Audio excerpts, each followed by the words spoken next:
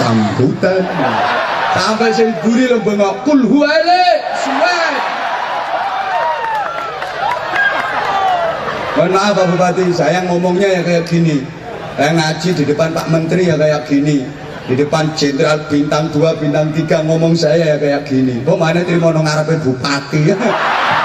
Bisa ya Pak.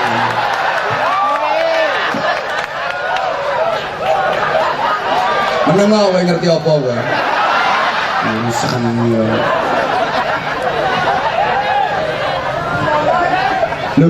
Dulu sama sekarang ini udah berubah.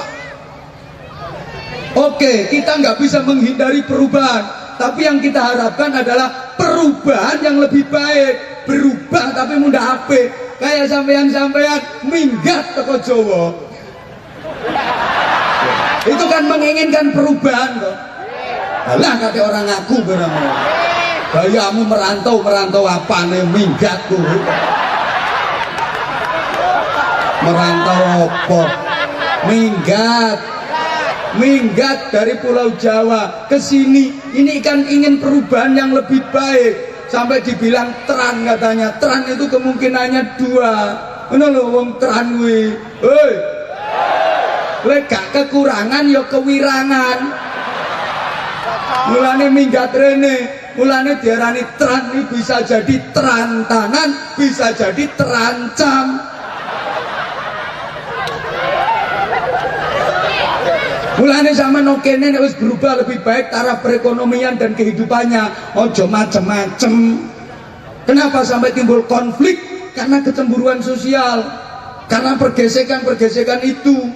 Pendatangnya gak gelem tahu diri, nah, pribumi nih mentang-mentang gak ono sinkronisasi, akhirnya terus terjadi gejolak. Jangan sampai itu terjadi di Kabupaten Berau. Setuju?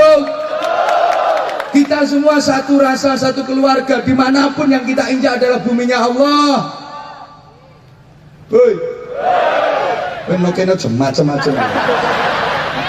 Berene ki minggat, macam-macam tak paring tak gedhi dhewe.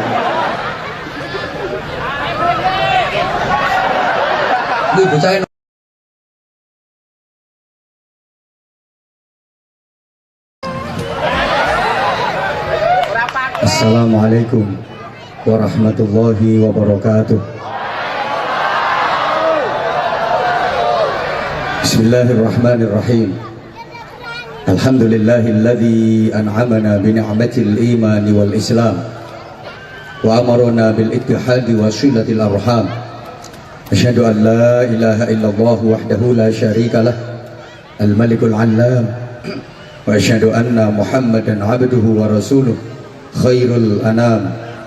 Allahumma shalli wa sallim wa barik ala sayyidina wa maulana wa syafi'ina wa qudwatina wa uswatina wa habibina wa qurrati a'yunina Muhammadin sallallahu alaihi wasallam syafi'ina yawmaz ziham wa ala alihi wa ashabihi ma damatil layali wal ayyam.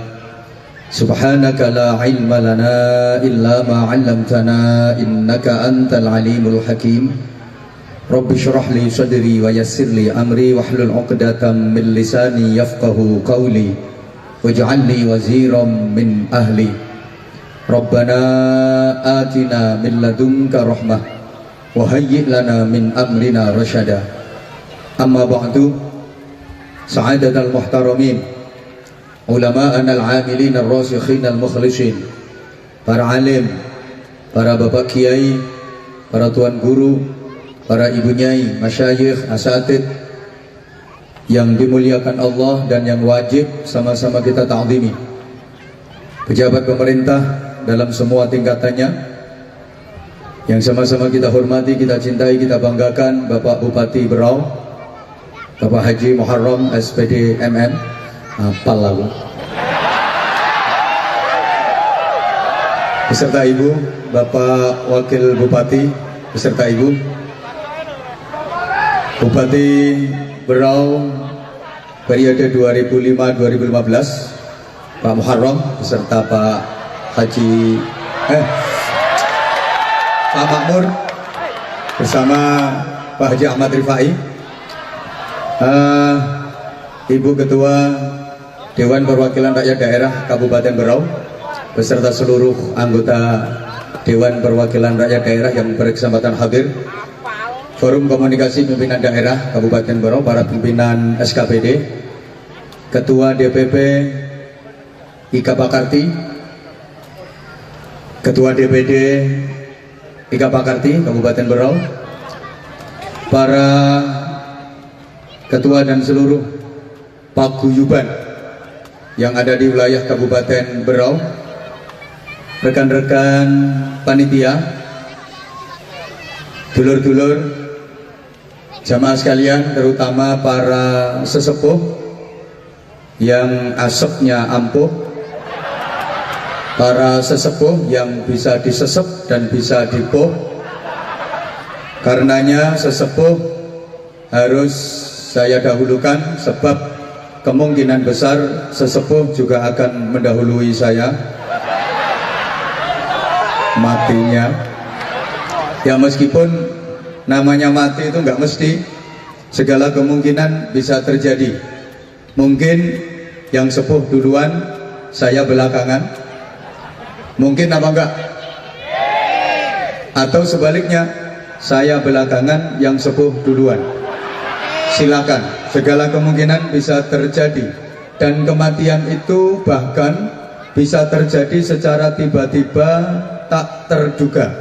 Kepada siapa, kapan, di mana, dan dalam kondisi yang bagaimana. Mati bisa terjadi secara tiba-tiba dan tak terduga. Contohnya orang yang mati kecelakaan, itu kan kematiannya tiba-tiba dan tak terduga.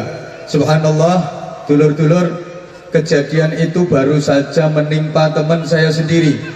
Beberapa waktu lalu saya menyaksikan dengan mata kepala saya sendiri. Teman saya itu lagi nelpon, dia asik-asiknya nelpon, telepon belum selesai, mati, pulsanya habis.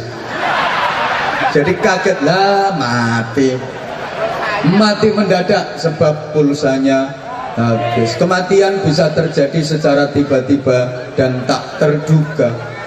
Ada orang lagi mancing di kali, mancing sambil merokok, dia isep rokok, kebul, rokok diisep belum habis, jatuh ke kali, mati rokoknya. Dan memang kematian itu merupakan a mysterious problem. Tidak ditentukan oleh takut dan berani. Berani tidak mempercepat, takut juga tidak memperlambat. Bukan berarti yang berani mati duluan, yang takut matinya belakangan. Enggak, kalau itu kan anak sunat yang ditentukan oleh takut dan berani. Yang berani sunat duluan, yang takut sunatnya belakangan. Kalau mati enggak, kadang-kadang yang berani maju perang gak mati-mati, malah iso mateni wong sak pirang-pirang. Yang takut sembunyi, ngungsi, kebom, mati duluan. Dan orang mati itu nggak harus sakit dulu. Asbab kematian itu banyak sekali. Salah satunya sakit. Tapi orang mati nggak harus sakit dulu. Kebiasaan masyarakat kita, kalau mendengar ada berita kematian tuh pertanyaannya hampir sama. Sakit apa? Seakan-akan orang mati harus sakit dulu. Padahal enggak. Orang yang kelihatannya sehat, seger, mati mendadak, ada apa enggak? Ada apa enggak? Ada. Maka boleh jadi nanti selama saya ceramah, ada yang enggak merhatiin, ngomong-ngomong sendiri, nanti mati mendadak. Jamaah sekalian, sakit itu kadang-kadang cara Allah untuk menyayangi hambanya. Sakit itu kadang-kadang cara Allah untuk menyintai hambanya. Seorang hamba diberi sakit agar mau mendekat sama Allah, agar menjadi lebih dekat kepada Allah. Terbukti banyak orang yang ibadahnya lebih berkualitas ketika sakit daripada ketika sehat. Banyak orang yang ibadahnya lebih baik ketika dia sakit daripada ketika sehat. Mohon maaf, sehatin nakal, ono tungno dia budal, orjen tunggal budal. dangdutan, budal jaranan, budal tayupan, budal karaoke. Begitu sakit jadi rajin ke masjid. Nanti mau masjid ku ngenteni gering. Ada yang kayak gitu. Ini kelihatannya orangnya juga datang kok. Orangnya juga ikut ketawa. Pokok orangnya duduk.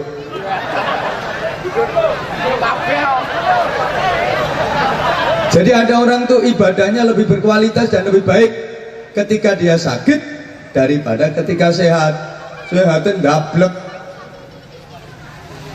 Ketemu sama saudara, ketemu sama teman, ketemu tetangga, nggak mau ngucapin salam, saling mendoakan, nggak mau menyapa dengan baik, malah ngilok-ngilok ke, malah misuh, coing. Begitu sakit, subhanallah, lesannya jadi selalu basah dengan berzikir, menyebut asma Allah. Ya Allah, astagfirullah, ya Allah, ya Allah. Mohon maaf kalau saya ceramahnya sambil berdiri, meskipun saya disediain kursi begini gede. Saya pilih berdiri karena saya tahu yang hadir mayoritas ibu-ibu, mbak-mbak, para cewek, kaum perempuan. Dan kenapa saya pilih berdiri? Karena saya sadar hasil riset, survei, dan penelitian membuktikan bahwa laki-laki yang tahan berdiri itu lebih dicintai kaum perempuan daripada laki-laki yang berdiri sebentar terus kelimpruk. Mohon maaf, dalam sejarah kita tahu Raja Fir'aun laknatullah alaih, sepanjang hidupnya dia nggak pernah sakit sama sekali. Maka muncul kesombongannya sampai-sampai dia memproklamirkan dirinya sebagai Tuhan. Dalam Al-Quran dinyatakan qala ana rabbukumul a'la. Dan Fir'aun berkata, aku ini adalah Tuhanmu yang maha tinggi. Ngaku jadi pangeran, mengaku sebagai Tuhan karena nggak pernah sakit. Maka saudaraku, ketika kita diuji Allah dengan satu penyakit, di samping hati kita ikhlas, sabar, menerima, kita juga harus bersyukur. Alhamdulillah. Alhamdulillah. Sakit itu merupakan teguran dari Allah. Kita ditegur sama Allah. Ibarat anak kecil tuh kita lagi dijewer sama Allah. Kenapa kamu sakit? Zikir kamu kurang, makanya sakit. Kenapa kamu sakit? Ibadah kamu nggak bener, makanya kamu sakit. Kenapa sakit? Olahragamu kurang. Kenapa sakit? Makanmu amburadul, sembuh barang emplok. Berikutnya, sakit itu kadang-kadang cara Allah untuk menghapus dosa-dosa hambanya. Seorang hamba diuji dengan satu penyakit, kemudian hatinya ikhlas, sabar, nerimo, maka semua dosa-dosanya dihapus Allah. Ini bentuk cinta dan kasih sayang Allah sama masyarakat Berau. Allah cinta banget sama masyarakat Berau. Allah sayang banget karo wong Berau. Harap diresiki dosane, dibersihkan semua dosanya agar masyarakat Berau bisa masuk surga semua. Kan syarat untuk masuk surga itu harus bersih dari semua dosa. Maka masyarakat Berau mau dibersihkan semua dosanya sama Allah agar bisa masuk surga dengan cara yang gampang pembersihan dosa itu. Karena ada cara untuk menghapus semua dosa dan dijamin surga, tapi cara itu sulit, tapi cara itu berat, gak semua orang mampu. Apa itu? Haji. Haji itu kalau mabrur, semua dosa-dosanya dihapus Allah. Kharaja min dunubihi kayomi waladatu umuh, dan dijamin surga. Al-hajjul mabrur laisa lahu jazaa'un illal jannah. Tapi untuk melaksanakan ibadah haji demi menghapus semua dosa dan jaminan surga itu gak mudah, gak gampang, biayanya juga gak murah, gak semua orang bisa. Allah ngerti, Allah tahu. Sampean-sampean ki ora pati gablek duit. Lah kalau untuk menghapus semua dosa itu harus pakai ibadah haji yang kuat cuman berapa gelintir manusia. Akeh sing gak resik dosane. Maka sama Allah dikasih cara menghapus dosa yang paling gampang. Apa itu? Gering. Orang dikasih sakit, kalau hatinya sabar, ikhlas, nerimo, maka dosa-dosanya dihapus oleh Allah dan dijamin surga. Sadari bahwa semua adalah takdir Allah. Sadari apapun yang terjadi dalam kehidupan kita, apapun yang kita alami, yang kita dapat, itu adalah ketentuannya Gusti. Maka sebagaimana penggalan bait dalam syair tanpa waton, sabar narimo najan. Sebelah kene kok gak nyaut, Jon? Yuk, sing semangat. Sabar narimo najan. Nggih. Kabeh tinakdir saking pangeran, kabeh saking pangeran. Yuk sambung sholawat. Ya Rasulullah, salamun alaik. Ya Rafi'a sya'ni wa daraji, atfata ya jiratal. Ya uhailal judi wa al-karami, ya uhailal judi wa al. Allahumma sholli ala Muhammad. Penggalan bait dari syair ini punya filosofi yang sangat tinggi, mempunyai kandungan makna yang luar biasa mendalamnya. Kalau kita mau jadikan ini sebagai prinsip hidup, sebagai filosofi hidup, insya Allah hidup kita akan tentrem, akan damai, akan sejahtera. Kata kuncinya, sabar narimo najan pas-pasan. Ibu nyauto pas-pasan. Sabar narimo senajan. Ibu-ibu harus sabar narimo senajan duite bapak pas. Mau gak semangat baleni? Ibu-ibu harus sabar narimo senajan duite bapak. Ibu-ibu harus sabar narimo senajan penghasilannya bapak. Ibu-ibu harus sabar narimo senajan lem belanjani bapak. Ibu-ibu harus sabar narimo senajan tenagane bapak.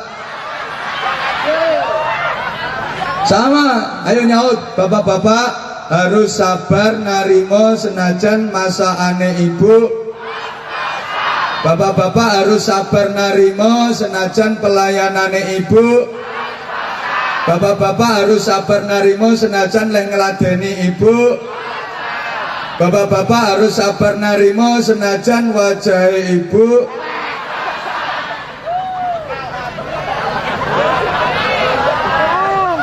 Hidup yang paling nikmat dan membahagiakan itu adalah yang pas-pasan.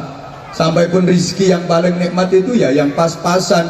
Rasulullah mendoakan agar umatnya itu dikaruniai rizki yang kafafan. Kafafan itu artinya cukupan.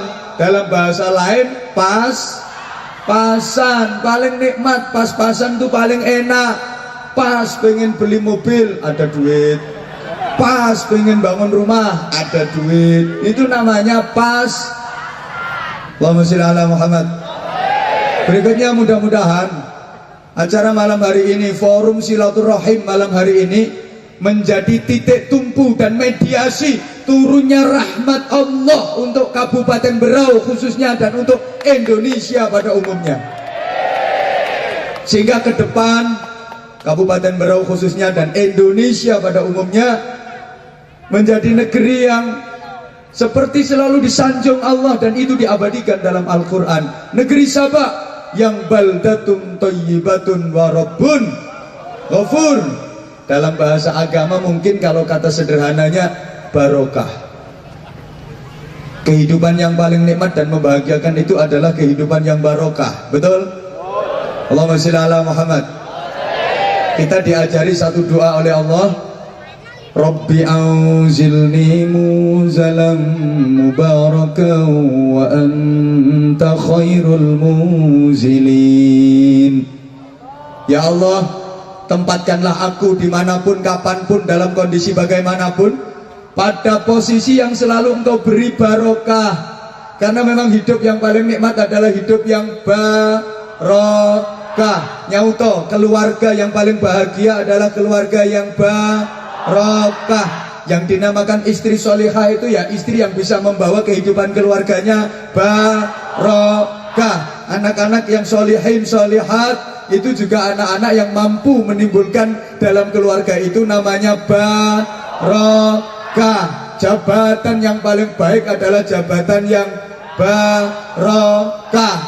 Nyauto, wilayah atau daerah yang paling baik itu adalah wilayah atau daerah yang barokah. Rizki yang paling nikmat itu adalah rizki yang barokah. Duit yang paling membahagiakan dan nikmat juga adalah duit yang barokah. Dan barokah itu tidak harus banyak. Barokah itu ziyadatul khair ba'dal khair, selalu dan selalu terus bertambah kebaikannya. Yang bertambah kebaikannya tidak harus banyak secara nominal. Maka duit yang barokah itu tidak harus banyak dan berlimpah. Salah satu tanda barokah adalah menimbulkan ketentraman dan kedamaian. Allahumma sholli ala Muhammad. Punya duit banyak tapi kalau keluarga nggak tentrem, itu namanya nggak barokah. Punya duit 25 juta tapi kalau nggak barokah, keluarganya nggak tentrem. Duit 25 juta, anak laki-lakinya kena narkoba, anak perempuannya hamil di luar nikah, suami ngetengi tanggane, istri perempuan yang mereknya C, cerewet, centil, ceninilan, celelean, celalaan, celandaan, cerongoan, celutak, mangane akeh, turune betah, nyileran, ngorokan, ngentutan bisa. Rasa-rasanya duit 25 juta nggak ada artinya, betul? Karena keluarga nggak tentrem. Ayo Bapak Ibu Saudaraku, Anda pilih mana? Punya duit 25 juta tapi keluarga nggak tentrem, sama punya duit 50 juta tapi keluarga tentrem? Ayo.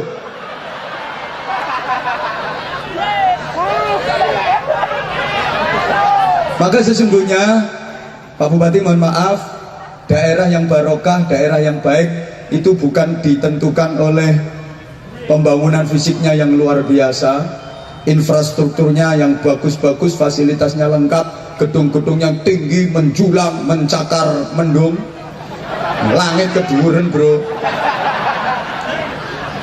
Taraf perekonomian masyarakatnya di atas rata-rata, terus jalan-jalan wis gang-gang cilik-cilik, wis aspalan hotmi kabeh, cor-coran kabeh. Bukan itu standar dan ukuran bagusnya satu daerah. Tapi ABE satu daerah itu, bagusnya satu daerah itu ditentukan orang-orang yang menghuni daerah itu, ditentukan oleh masyarakatnya, orang-orang yang tinggal di daerah itu. Mohon maaf, pembangunan fisiknya luar biasa, fasilitas lengkap, infrastruktur serba bagus, taraf perekonomian rakyat di atas rata-rata, masyarakatnya kaya raya semua, bangunan-bangunan megah, mewah, indah semua. Tapi masyarakat di situ isinya banyak yang nyopet, rampok, bajingan, korak. Itu daerah yang jelek. Tapi meskipun mohon maaf, pembangunan fisiknya sederhana, taraf perekonomian masyarakatnya sederhana, perumahan warganya juga sederhana, fasilitas dan infrastrukturnya sederhana, tapi masyarakatnya guyup, rukun, tentrem, bersatu, satu rasa, satu keluarga, ahli ibadah, kayak masyarakat Berau ini. Bendol dase. Ya ini yang dinamakan daerah yang baik, daerah yang bagus, yang kayak gini. Macam-macam etnis, macam-macam suku, macam-macam adat istiadat, bahkan macam-macam agama, macam-macam tradisi dan budaya, tapi disatukan, Bhinneka Tunggal. Itu yang bikin orang Madura, Bhinneka Tunggal Neka, Neka Bhinneka Tunggal.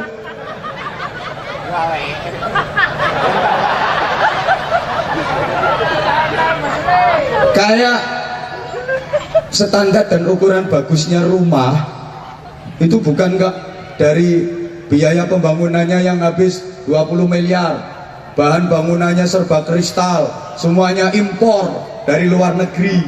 Ya mesti masuk impor teko lamen, ya teko luar negeri. apal bar tak survei kok. Aku setiap di daerah mana tempat-tempat seperti itu tak sobo kabeh. Mohon maaf Pak Bupati, ini pelanggannya pada ketawa ini. Keramiknya impor toko Itali, model Eropa gaya Spanyol, terus perabot-perabot rumah tangganya itu lux, eksklusif, VIP, seluruh ruangan ber AC. Enak kamarmu kan AB, angin berobos. Jadi bagusnya rumah itu ukurannya bukan dari itu, tapi bagusnya rumah itu diukur dari orang-orang yang menghuni rumah itu, orang-orang yang tinggal di dalam rumah itu. Meskipun rumah sederhana, kecil, sempit, tapi yang ada di dalamnya keluarga yang harmonis, yang bahagia, yang rukun, damai, ahli ibadah, suaminya sholih, istrinya sholihah, anak-anaknya dzurriatan thayyibah, itu rumah yang baik. Sebaliknya, meskipun rumah itu bagus banget, kayak rumahnya Demit, padahal ya orang tahu rumahnya Demit tadi. Wong Jawa yang ngarani omah kaya omah Demit. Tapi isinya keluarga yang selalu cekcok, berantakan, suami istri nggak pernah akur. Setiap ketemu istrinya aprut, suami betutut, kayak petot-petotan, wadan-wadanan. Nanti sing lanang sret, wedok alok, bedes liwat. Sing lanang yo mau kalah, oh ketek ya kan cangkem. Anake krungu, bapak bedes, buke ketek. Berarti aku lak ngunyuk. Itu bukan rumah tapi kebun binatang. Halo. Sama ukuran bagusnya baju atau pakaian, aman rumah no. Itu nggak diukur dari bahannya yang bermerek terkenal, kain sutra termahal, kualitas tinggi, modis, boys, keren, gentle, trendy, funky. Ndak, tapi apike klambi itu tergantung wong sing manggon nang jerone klambi kuwi. Tergantung orang yang ada di dalamnya, tergantung pemakainya. Meskipun baju itu bandroli regane 34 miliar, klambi opo ya? Ya mesisan gawe contoh digedhekno pisan. Bandroli regane 34 miliar, tapi orang yang ada di dalamnya alias yang make itu perempuan yang akhlaknya bejat, moralnya bejat, perempuan nakal yang tinggalnya di lamin. Mohon maaf bahasa Indonesianya saya nggak ngerti, kalau bahasa agak ke Inggrisnya saya tahu, namanya the lonte atau apa ya, the begenggek. Lah yang pakai orang kayak gitu, yang ada di dalam orang kayak gitu, sungguh baju yang seharga 34 miliar tadi nilainya jadi murah, betul? Karena yang pakai orangnya murahan. Sebaliknya, baju itu kainnya sederhana, bahkan jelek, titron, sing tuwaku ngececem kaya selambu, gek jahitane warang-arang, lek dondomi nganggo dome karung, warnanya kontras, gak serasi, gak pantes, atas hijau bawah merah kayak kapsul. Tapi yang make adalah perempuan solihah yang ahli ibadah, yang berakhlakul karimah, kayak ibu-ibu dan mbak-mbak berau gini. Pret potonganmu. Betapapun baju itu jelek, potongannya elek, bahannya elek, regane murah, tapi yang make itu wanita solehah, maka nilai baju itu jadi mahal. Betul? Kalau gak percaya, ayo mas-mas sing sek nom-nom yang menjelang usia nikah, misalnya sampean ditawari suruh milih untuk dinikahi, pilih mana? Satu, ada perempuan wajahnya cantik tapi bajunya jelek. Yang satu wajahnya jelek, bajunya bagus. Ayo pilih yang mana? Nomor siji rupane ayu, klambine weli. Nomor loro rupane elik, klambine api. Ayo pilih ndi? Ayu, klambine api. Nah, itu pilihan cerdas. Itu dong, ini warga Berau ya kayak gitu. Itu pilihan cerdas. Ya sekalian mesisan pilih sing rupane ayu, klambine apik. Ada memang cewek itu wajahnya ayu, akhlakul wapi, ahli ibadah, yo klambine apik, tapi wong cewek ngono ku yo ora gelem karo rupamu.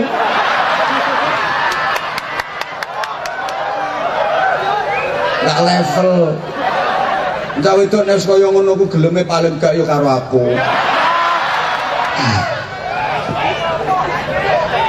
Ya pilih yang wajahnya cantik meskipun bajunya jelek, daripada bajunya bagus wajahnya jelek.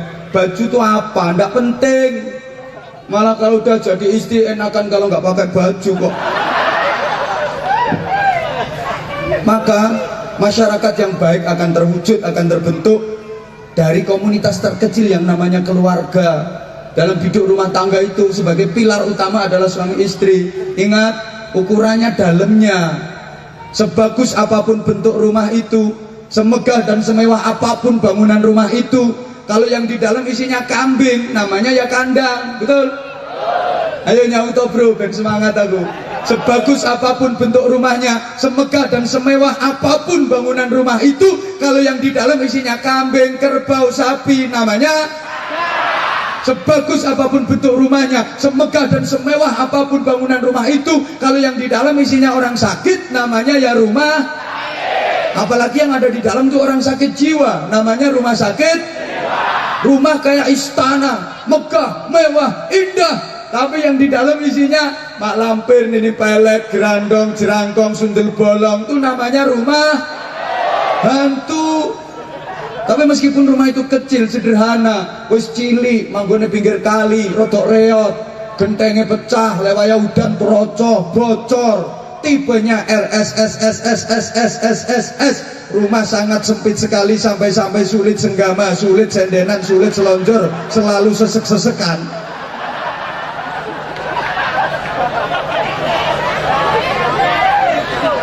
Tapi yang ada di dalam keluarga yang harmonis, yang bahagia, yang ahli ibadah, itulah yang dinamakan rumah tangga, walaupun rumahnya nggak ada tangganya. Angel boleh ustadz kayak gini susah, makanya yo larang. Kata-katanya tuh yang mahal.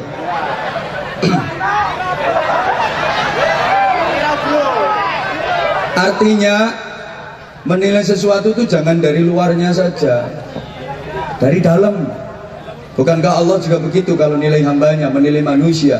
Innallaha la yanzuru ila suwarikum wala ila jasadikum walakin yanzuru ila qulubikum wa niyatikum. Kok manggut-manggut ya pengerti artinya itu?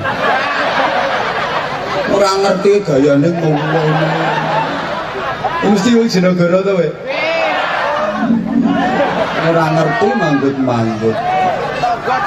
Ukurannya dari dalam, maka namanya halal bihalal, silaturahim, terlebih ini di bulan Agustus, membangun. Kan merdeka itu artinya bebas, tapi kebebasan yang berbatas. Bebas yang berbatas, bukan kebebasan yang kebablasan. Nggak ngerti ya wis. Maka untuk mengisi kemerdekaan itu ya dengan dinamika sebagaimana yang ada dalam lagu Indonesia Raya yang tadi sama-sama kita nyanyikan dengan penuh gelora. Bangunlah jiwanya, bangunlah, diulang, bangunlah jiwanya, bangunlah badannya. Ini tertib, gak oleh diwalik. Bangunlah jiwanya dulu, baru bangunlah badannya. Artinya pembangunan spiritual harus menjadi skala prioritas kalau ingin negeri ini sejahtera. Belajar dari Turki. Turki dulu terseok-seok secara ekonomi, tapi sekarang menggeliat, bangkit, bahkan maju. Itu karena apa? Yang diprioritaskan itu agama. Kalau di kita kan enggak toh. Anggaran untuk agama ini malah agak yang disunat, dipotong, Subhanallah. Mau saya reshuffle menterinya diganti yang pakar-pakar ekonomi. Ambok pakar-pakar ekonomi kaya apa kalau dalamnya nggak dibenahi dulu, kalau spiritualnya nggak dibangun dulu. Alah sampai kiamat kurang 2 hari yo pancet ngene iki.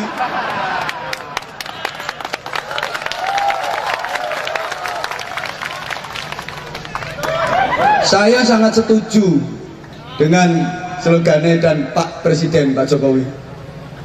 Revolusi mental. Luar biasa, setuju banget aku. Prakteknya mboh.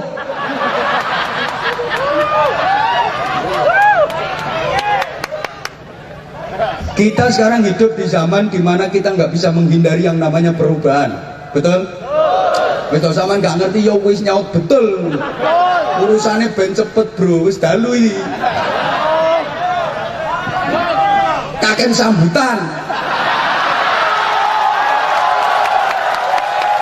Aku ini paling nek. Iki mau Pak RT gak dikon sambutan pisan.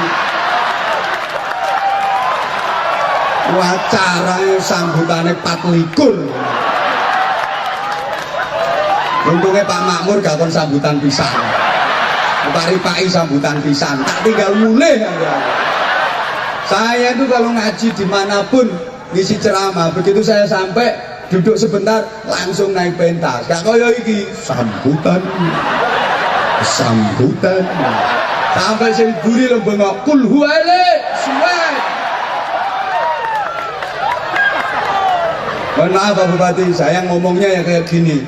Saya ngaji di depan Pak Menteri ya kayak gini.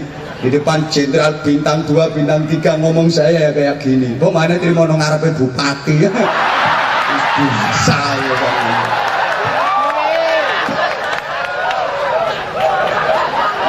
Menengah kowe ngerti apa kowe? Urusannya.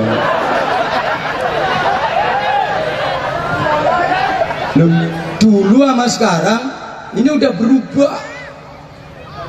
Oke, kita nggak bisa menghindari perubahan, tapi yang kita harapkan adalah perubahan yang lebih baik. Berubah tapi mudah apik. Kayak sampean-sampean minggat teko Jawa. Itu kan menginginkan perubahan kok. Alah kata orang ngaku barang. Bayamu merantau apa nih minggatku. Merantau apa? Minggat dari Pulau Jawa ke sini. Ini kan ingin perubahan yang lebih baik. Sampai dibilang teran katanya. Teran itu kemungkinannya 2. Mana lo wong teran kuwi? Hei. Lek gak kekurangan ya kewirangan. Mulane minggat rene. Mulane diarani teran ini bisa jadi terantangan, bisa jadi terancam. Mulane zaman okene nek wis berubah lebih baik taraf perekonomian dan kehidupannya. Ojo macem-macem. Kenapa sampai timbul konflik? Karena kecemburuan sosial.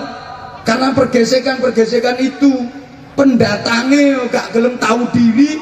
Nah, pribumine mentang-mentang gak ono sinkronisasi. Akhirnya terus terjadi gejolak. Jangan sampai itu terjadi di Kabupaten Berau. Setuju?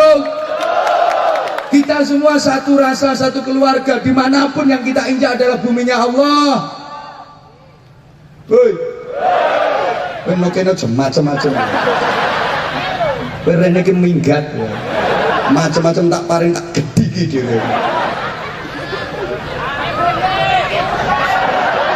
Ini bocahnya nongol-nongol. Emang kita hidup di zaman dimana kita nggak bisa menghindari yang namanya perubahan. Dulu sama sekarang udah berubah banget. Bapak Ibu, dulu Bapak Ibu waktu masih kecil sama anak-anak kecil sekarang, wah berubah, semuanya berubah. Mainannya aja berubah. Bapak-bapakku biyen dolanane motor-motoran kok lemah gitu. Cowok belesi sodo geret.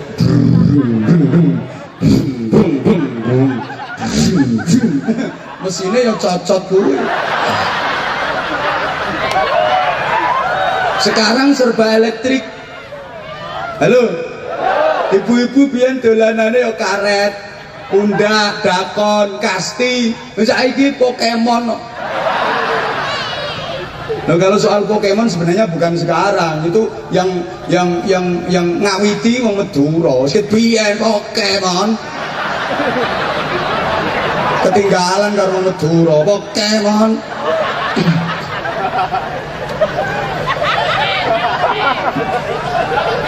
Halo. Subhanallah. Dulu orang tuh kalau ketemu kiai, ketemu tuan guru, itu pertama dan yang utama itu minta doa, minta wawasan dan tambahan ilmu, minta barokah. Dulu, sekarang udah berubah. Orang kalau ketemu kiai minta selfie.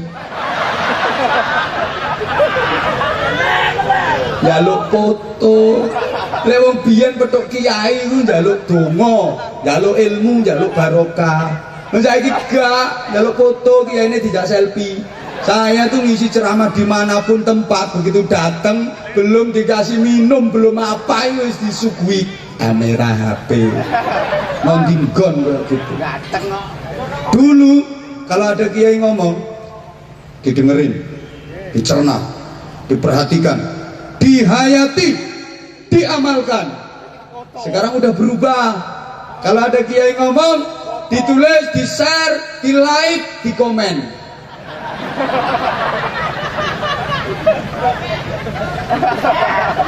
Zamannya emang udah berubah, mohon maaf. Dulu suasana agama betul-betul kental dan betul-betul terasa. Kalau habis maghrib, dari rumah-rumah warga itu yang terdengar suara bacaan Al-Quran, pada ngaji, wiridan, dzikir, surat Yasin, Waqiah, Rahman, Tabarok, berzikir dari musola, dari masjid, dari surau, yang terdengar lantunan sholawat Nabi, Simtud Durar, Maulid Al-Habsyi, Maulid Ad-Dibai, Syaraful Anam, Qasidah Burdah. Ada ibu-ibu yang di bawah beduk masjid di pojokan ngapalke sifat 20. Wujud kita takon wanafatul hawadisi, hafal semua.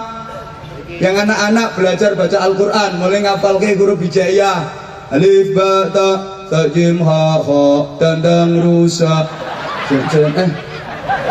dal dal ro za shin shin shad dot, seterusnya. Nanti naik alif fathah, alif kasra, alif dhamma, ba fathah, ba kasra, ba dhamma, bu. Alif ya sukun fathah, ai lam fa sukun fathah, love ya dhamma, you. I love you. Alif ya sukun fathah, ai mem sin sukun kasrah, miss ya dhamma, you. I miss you too.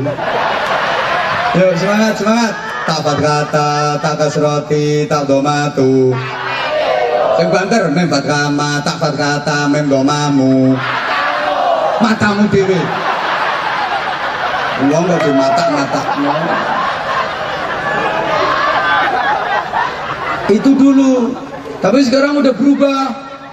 Kalau habis maghrib, dari rumah-rumah warga tuh yang terdengar bukannya suara Al-Quran. Mohon maaf. Sekarang kalau habis maghrib dari rumah-rumah warga itu yang terdengar suara Al-Quran atau suara TV? Banyak yang baca Quran apa banyak yang nonton sinetron? Berarti banyak yang cinta Allah atau banyak yang cinta boy? Cocok.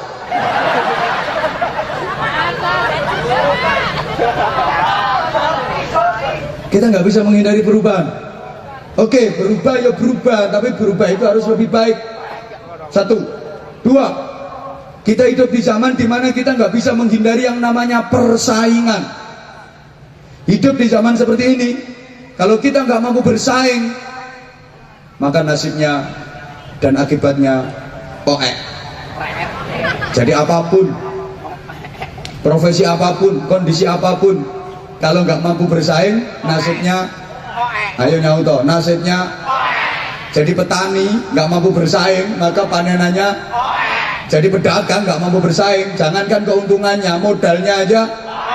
Wah, jadi pejabat nggak mampu bersaing, maka jabatannya. Jadi kiai. Juga usah oe.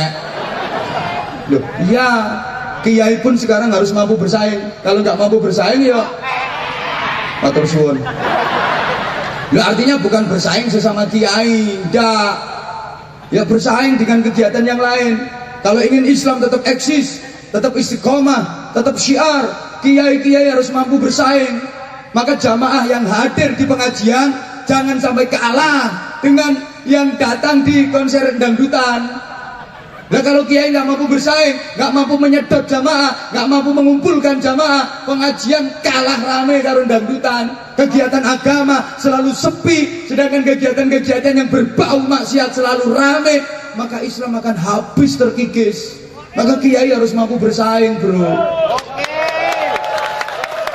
Saya tuh kalau ceramah berusaha pakai metode yang agak ngawur. Tujuan saya ya biar mampu bersaing dengan kegiatan yang lain. Kalau saya ceramah, jamaahnya yang datang harus lebih banyak daripada konser dangdut. daripada konser-konser yang orang genah. Makanya mohon maaf, ya bagaimana caranya agar materi yang disampaikan dan bahasa itu bisa difahami semua kalangan lapisan, mulai anak-anak sampai kawa-kawa. Makanya mohon maaf Bapak Bupati, para sesepuh, kadang saya ngomongnya ngawur dan ngomongnya kasar. Itu tujuan saya agar yang mau datang ke pengajian ini, termasuk begecil-begecil ini, mau datang. Kalau saya dibilang ceramah bahasanya kasar, nggak apa-apa. Sampean kalau pengen halus ya ngundang kok kiai bangsa halus. Demit to sapa kono undangan. Kadang dibilang ceramah kok kasar. Bagi saya kasar nggak masalah, yang penting laris, we. Dan saya siap resiko. Saya siap resiko. Paling resikonya gak diundang lagi ke sini. Gak masalah golek nggon liyane, we. Liyane ogo panggonan. Sekarang harus mampu bersaing. Lah kalau para kiai, para ulama, para ustadz itu nggak mampu bersaing dengan yang lain, sementara mohon maaf banget tanpa mengurangi rasa hormat, yang lain getol-getole semangat-semangatnya, sedangkan kita nggak mampu bersaing, mesti oek. Mesti oek. Apalagi saya ini wis diguncang gak karu-karuan. Nanti belakangan tak sampai nih. Yo biasa gak melok nyumbang gak akan cangkem biasa. Wong nek kakek ngomong wis gak nyumbang. Meneng gak melok nyumbang kakek ngomong. Biasa dalam rapat usul lah kakek ngomong wis gak nyumbang. Pangkatmu apa? Orang nyumbang akan ngomong, langsung jadi bupati emen. Soalnya yo gak nyumbang.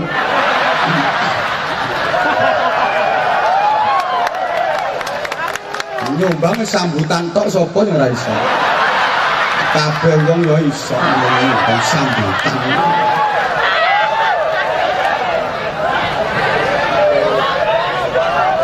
Makanya kowe meneng akan ngomong. Bahkan kadang-kadang mohon maaf persaingan itu nggak sehat. Nah, ini yang bikin segala sesuatunya nggak bener. Saya yang paling prihatin tuh persaingan lembaga pendidikan, sekolah-sekolah dalam merekrut calon siswa-siswi, merekrut calon murid, kadang persaingannya nggak sehat. Mau bocah saya nang playgroup, saya nang TK wis ditukun dase wisan. Dikasih seragam gratis, kasih duit 500.000, anaknya zaman sekolah ke nang lembaga pendidikanku. Menunggu ibunya yang manut, bapaknya manut, berarti pada gobloke. Lembaga pendidikan kalau modelnya cara gitu, itu jelas nggak kualitas. Karena lembaga pendidikan itu kualitas. Ngapain pakai sponsor-sponsor segala? Ngapain kelayapan golek murid? Yang buak-buak muridnya nolak-nolak. Lagian itu pancingan Bapak Ibu. Sampai yang dikasih seragam gratis, dikasih duit 500.000, nanti pertengahan tahun ajaran, ya pihak sekolahnya kepingin balik modal, anak iuran iki balik modal, ya goblok. Bodoh nih wong kok gelem ini. Lah suruh kualitas gimana pendidikannya kalau caranya seperti itu, kalau sistemnya seperti itu, prihatin gitu. Oke, kita hidup di zaman yang banyak pilihan. Sekarang pilihan di semua aspek itu macam-macam banyak. Maka kalau salah menentukan pilihan, akibatnya juga oek. Ibu-ibu Arab tuku jilbab yang pasar pilihannya wakai sampai bingung. Arab tuku kelambi pilihannya wakai. Ada berapa ya? Iya. Maka jangan sampai kita salah dalam menentukan pilihan hidup. Apalagi mohon maaf, masyarakat sekarang tuh karakternya kayak daun kering. Masyarakat saiki modelnya kaya godhong garing. Godhong garing ku gampang dikelompokno, tapi orang kena digendeli, ya remuk. Mbora paham dijak omong modelnya. Daun kering itu mudah dikumpulkan, tapi nggak bisa diikat, nggak bisa ditaleni, memang kering. Ditaleni ya remuk. Mohon maaf, godhong garingnya gampang dikumpulke, disaponi srek ngelumpuk, tapi angel digendeli ora kena. Tur nek wis ketemu kemresek suarane. Katik gampang kobong. Wong saiki nek dikon kumpul gampang. Ayo gawe paguyuban wong Bojonegoro. Ono. Ayo Ponorogo gawe paguyuban. ayo nganjuk nggih paguyuban grudu gampang. Tapi kok nek wis ngumpul ditaleni do remek tur kemresek. Sama napa gak krungu? Kenapa? Pakai tuku mobil. Ya duit tekon di. Biasanya lambe-lambe kudungan. Namanya daun kering itu juga mudah terbakar. Masyarakat sekarang itu mudah terprovokasi. Hati-hati teman, jangan mudah diprovokasi oleh pihak manapun, pihak apapun. Jangan mau diadu domba, karena kalau mau diadu domba berarti sampean betul-betul domba. Hanya domba yang mau diadu. Domba.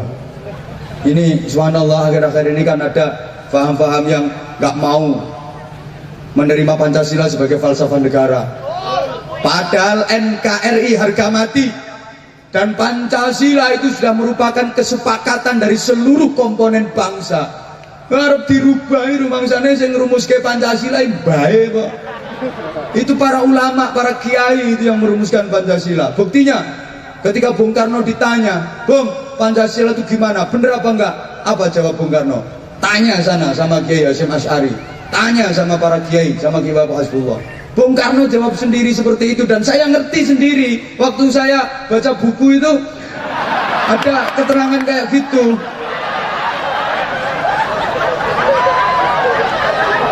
Nah aku ngerti itu kondil gak teko buku. Nah, aku ya orang menangi Bung Karno kok. Ngerti ku ya teko buku. Maka saudaraku,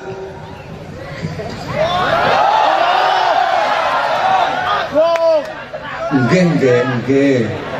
Zaman boleh berubah, tapi akidah jangan sampai goyah. Persatuan, kesatuan, persaudaraan, kekeluargaan jangan sampai goyah. Setuju? Oke. Maka dalam berprinsip hidup ini, mari kita pakai filosofinya ikan laut. Filosofinya apa? Yang semangat. Filosofinya apa? Sip. Ikan laut itu iwak segoro. Nah, iwak segoro itu ikan laut. Ikan laut itu iwak segoro. Nah, iwak segoro itu ikan laut. Nah, ikan laut itu iwak segoro. Lah, iwak segoro itu mundak dalu, mundak bento. Sorry, ikan laut itu iya.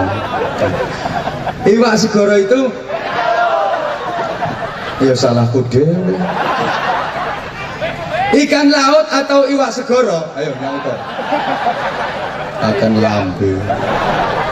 Meskipun dia direndam air asin bertahun-tahun, emang hidupnya di air laut, dan air laut itu rasanya, coba ikan laut itu subhanallah, meskipun dia direndam air asin bertahun-tahun, emang hidupnya di air laut yang asin, dikom banyu asin tahun-tahunan, tapi nggak kepengaruh, nggak berubah, nggak ikut-ikutan jadi asin. Nggak percaya? Ayo iwak segoro tasen yang dilatono. Padahal itu hidupnya di air asin, bertahun-tahun dia direndam air asin, di lingkungan yang asin, dikom banyu asin tahun-tahunan, tapi ikan laut nggak terpengaruh, nggak ikut jadi asin. Kena opo iwak segoro sing dikom tahun-tahunan banyu asin kok gak terpengaruh, kok gak katut asin? Sebab iwake urip. Ayo yang mau bantah naik panggung sini, tak jongkrokno. Nyapo iwak segoro sing uripe yang banyu asin, dikom banyu asin bertahun-tahun, tapi kok gak gampang, kok gak terpengaruh, kok gak katut asin? Sebab iwake urip, karena ikannya hidup. Maka meskipun dia direndam air asin bertahun-tahun, nggak terpengaruh, nggak ikut-ikutan asin, karena ikannya hidup. Warga Berau juga gitu. Selama hatinya hidup, sepanjang imannya hidup, meskipun dikepung pengaruh jahat seperti apapun, nggak akan terpengaruh dan nggak akan ikut-ikutan berbuat jahat, karena hatinya hidup, karena imannya hidup. Meskipun dikepung maksiat seperti apapun, nggak akan terpengaruh, nggak bakalan ikut-ikutan maksiat, karena hatinya hidup, karena imannya hidup. Sebagaimana ikan laut yang hidup tadi. dia direndam air asin bertahun-tahun karena hidupnya di air asin, tapi nggak terpengaruh, nggak ikut-ikutan jadi asin. Karena ikannya hidup. Orang yang hatinya hidup, orang yang imannya hidup, dikepung pengaruh jahat dan maksiat seperti apapun, nggak akan terpengaruh ikut jahat dan berbuat maksiat. Silahkan bikin tempat perjudian di samping rumahku yang gede, nggak akan terpengaruh ikut-ikut judi karena hatinya hidup, karena imannya hidup. Silahkan bikin night club, klub malam, tempat karaoke, isenono purel-purel, tiap malam dipakai dugem. Tahu dugem? Naik ojek lo duduk gemetar. Ajep, ajep, ajep, ajep, ajep, ajep, ajep, ajep, ajep, ajep. Nggak akan terpengaruh dan ikut-ikutan kayak gitu karena hatinya hidup, karena imannya hidup. Silakan dirikan pabrik minuman keras yang spesial, yang istimewa di samping rumahku, nggak akan terpengaruh karena hatinya hidup, karena imannya hidup. Ayo depan rumahku bikin tempat prostitusi yang besar dengan perempuan-perempuan cantik di dalamnya. Nek wimbo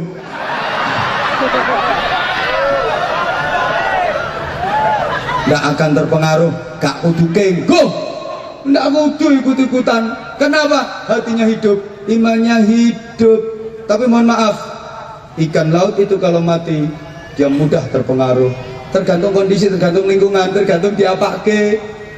Diuyai rasanya ya dadi asin, diasemi rasanya ya dadi kecut, disujeni dadi panggang, disambelke dadi pecel. Demikian pula orang yang hatinya mati, orang yang imannya mati, mudah kena pengaruh lingkungan. Hoi, modele lenye-lenye, pelin-pelan, esok tempe, sore dele, bengi dadi mendolan. Ketika di majelis taklim, di pengajian, di tabligh akbar, alim, diem kayak ustad, pecine kulinci. Sorban ini dawane 270 meter. Lubet-lubet ke sirah sampai tekan tungkak. Mbah wong mbah mumi. Nah pengajian, nah lambene iki umi-umi terus ben dianggap wiridan padahal ngapalno utang. Dan dia selalu bawa tasbih ben ketorone ahli wiridan. Nah, tasbih moh kaya umume wong cilik-cilik teko kayu. Dia gawe dhewe kelopo direntengi. Jadi ngitungnya tangan loro gelodak, gelodak, gelodak. Ketika di tempat pengajian, di majelis taklim, di tabligh akbar, kayak ustad. Tapi begitu ada dangdut, nek joget yang metu spirale, metu saka kendut, ndut. Di dalam masjid jadi kori, tapi di luar masjid jadi korak. Mudah berubah. Kalau lagi pengajian kayak gini, masya Allah pakaiannya berukut, busana muslimah rapet. Kayak wong wadon solihah, saking solihai. Coba kalau di luaran, kadang pakaiannya minimalis, pakai tank top, pakai jilbab, menonjolkan yang sudah menonjol. Kadang pakaian baju yang nggak ada lengannya, itu katanya namanya you can see. Ketok kabeh, kan bahasa Inggris, you kamu can dapat si melihat. Kamu dapat melihat umpamanya ketok kabeh. Karena istilah Anwar Zahid masih kurang lengkap tuh namanya you can see kel bodel. Kamu dapat melihat kelek, bokong dan udel. Sorry Bu, kenapa perempuan kayak gitu? Emang perempuan tuh punya karakter suka diperhatiin. Kalau laki-laki kan suka merhatiin. Itu karakter. Perempuan tuh karakternya suka diperhatiin. Kalau laki-laki suka merhatiin. Makanya kalau dalam satu ruangan misalnya isinya perempuan semua, pasti banyak laki-laki yang ngintip. Tapi kalau dalam satu ruangan isinya laki-laki semua, nggak ada perempuan yang ngintip kecuali perempuan sakit. Karena karakternya beda. Lanang seneng nginceng, nek wong wedok seneng diinceng. Laki-laki suka merhatiin, kalau perempuan sukanya diperhatiin. Maka mohon maaf, karena perempuan suka diperhatiin, tolong dijawab. Aksesoris itu banyak laki-laki apa banyak perempuan? Banyak perempuan, kadang nganggo bros 14. Jilbab itu perempuan satu paling enggak itu punya jilbab 37. Ini orang lanang 10 tahun kopiah ya ora ganti. Ya siku kopiahe sampai rupane kaya ulune garangan. Ya ora ana pojokane bunder ser. Dinggo mlaku disawang kok kaduan kaya nyunggi tletonge sapi. Baju itu perempuan setahun bisa beli sampai 17, 19. Lek lanang laki-laki ya 7 lebaran wis panggah lambi kuwi wae. Aksesoris itu banyak perempuan. Mohon maaf, daerah wajah ada nominalnya kadang tidak cukup 5 juta. Woi, udah pakai lulur, pakai mangir, bedaknya 7 lapis, pakai lipstick, pakai blush on, tambah eyeshadow, alis tiga kayak kenal potes sepeda motor.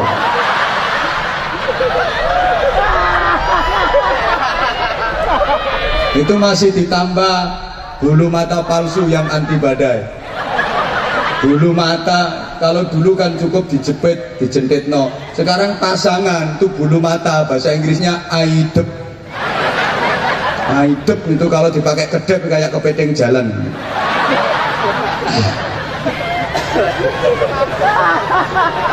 Dia harus tampil secantik mungkin. Maka sebelum keluar rumah itu bercermin itu nggak cukup sekali 2 kali. Jilbab wis dadi.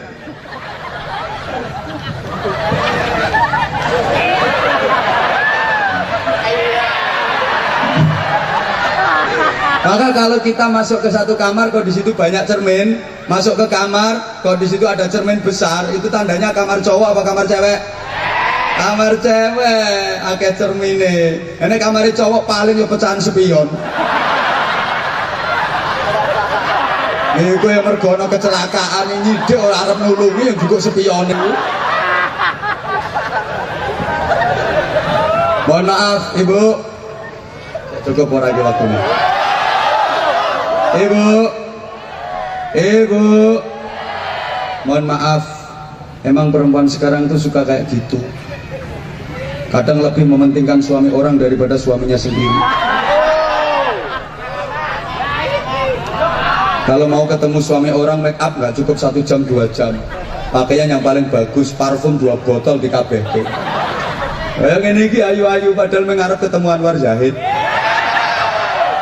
Tapi kalau di rumah daster 10 hari gak ganti, dipakai digantung, pakai lagi digantung, pakai lagi digantung, 10 hari gak ganti, dikipatke iso bersin-bersin. Penitine iki 17. Pak bokonge suwek 2 kilan.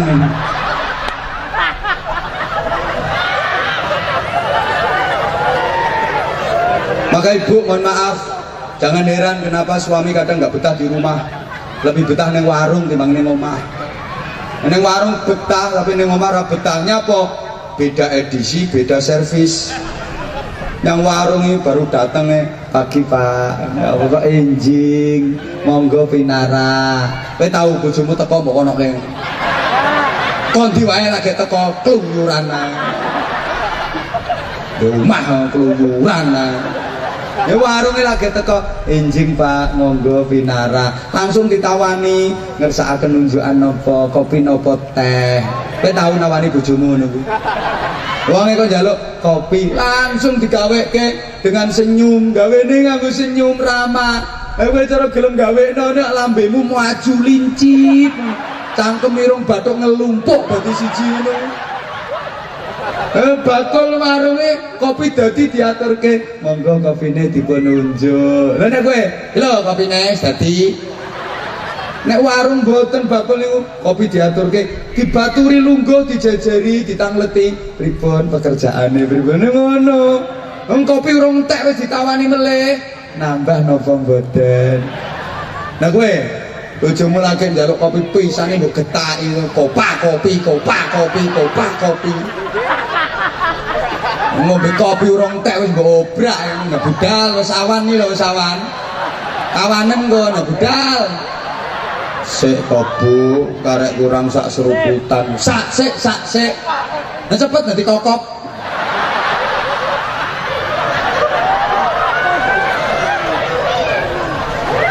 Gak usah guyang-guyu kelakuanmu yang ngono kuwi.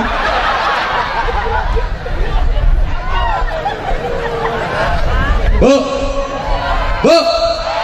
Mohon maaf, Pak, aku tak nggarap wong wedok sik dulu. Padahal ibu tahu kan surga ibu itu ada pada ridho suami. Tolong saya dijawab, istri itu haknya orang tua atau haknya suami? Alhamdulillah udah ngerti. Istri itu haknya suami, karena waktu nikah sama orang tuanya udah diserahkan ke suami, dan suaminya udah nerima. Dalam akad itu kan suaminya ngucap qabil tu nikahaha warhamha wa'afiha wa'fu anha. Kok malah dongane mayit?